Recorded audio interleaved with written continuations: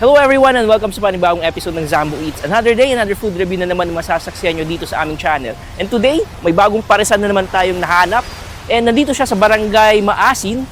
And ang kinagandahan sa lugar na to is nasa gitna siya ng dagat and nung highway. So tara, samahan nyo kami at simulan natin ang panibagong food review ng Zambo Eats.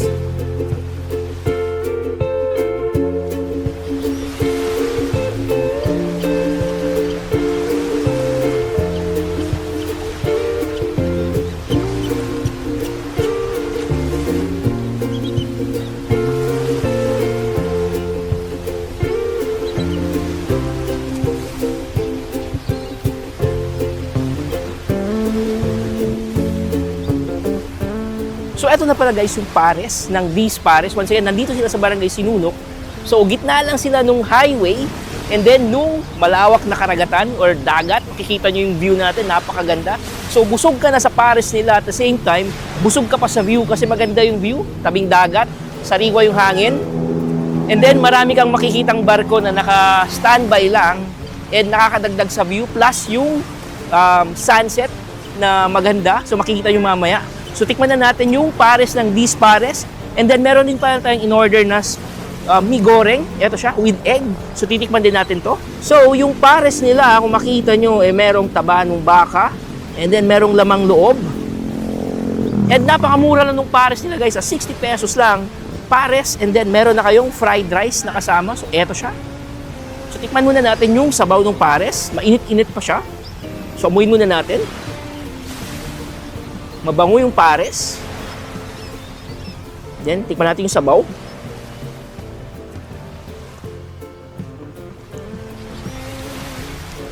Masarap yung sabaw. Savory yung lasa. Then, lagyan natin siya ng chili oil.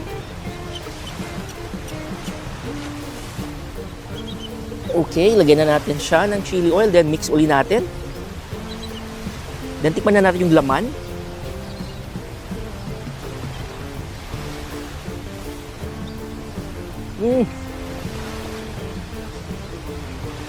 Napaka-tender ng baka, ng balat, yung taba, rather.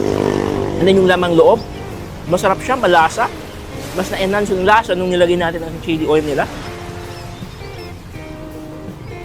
And nakaka-relax yung view guys, kung makikita nyo, dagat, plus masarap na pares, perfect combination. So partneran natin siya ng rice. Then kuha tayo ng laman ng pares, fried rice, and then pares. Masarap na combination siya. And then, may add-ons din pala tayo in-order. May hard-boiled egg. And then, sa dami ng paresan na na-feature natin, once again, ito yung napakagandang paresan kasi magandang view. Kung naghahanap ka ng Instagrammable view and kasama na ng food trip, pwede nyo bisitahin yung These Pares. Along the highway lang sila ng Sinunok. Lagpas lang nung elementary school. So, tikman ulit natin yung pares. Tikman natin siya with the egg. And then guys, hindi lang egg yung add-ons na pwede yung pagpilian. So, meron silang available na siomai. And then, meron din silang lumpia. So, they don't serve pork dito. So, yung Shanghai and yung lumpia nila is made out of pork. Tikman natin. So, kung i-rate natin yung pares and then yung fried rice ng These Pares is 10 out of 10. Malasa yung sabaw, malambot yung meat, yung balat ng baka, and yung lamang loob, walang lansa. And then, napakamura, and higit sa lahat, maganda yung view habang kumakain ka. So, busog ka na, or busog na yung tiyan mo, busog pa yung mata mo sa ganda ng view dito sa These Pares. So, this time, titikman naman natin yung combo mi goreng. So, mi goreng with fried egg on top. So, budburan lang natin siya ng kalamansi. So, tikman na natin yung mi goreng. Mix lang muna natin siya.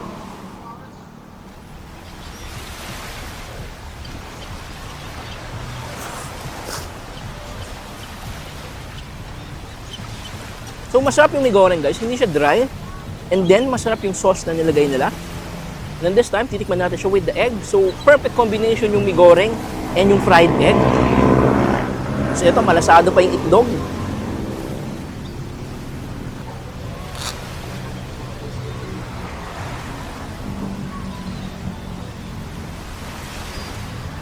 Napakasarap na combination talaga ng fried egg and yung mi goreng.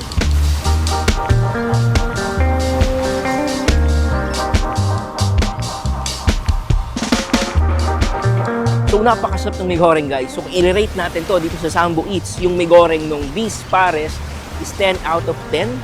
Masarap yung pares, napakasimple ng lasa. Perfect combination with the fried egg na nilagay nila. And then, hindi siya maalat, hindi rin siya masyadong maanghang.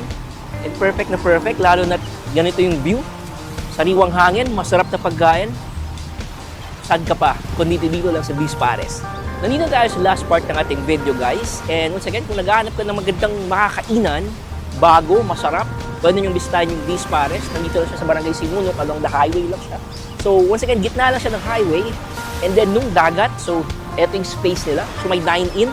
And pwede kayo mag-park sa tabi. Pwede mag-park yung motor and yung sasakyan sa tabi ng daan dito sa Beast Pares. And kung di ka pa naka-follow sa aming social media accounts, nasa Facebook kami, paki-follow kami at Facebook at Sambo Eats. Nasa TikTok na rin kami.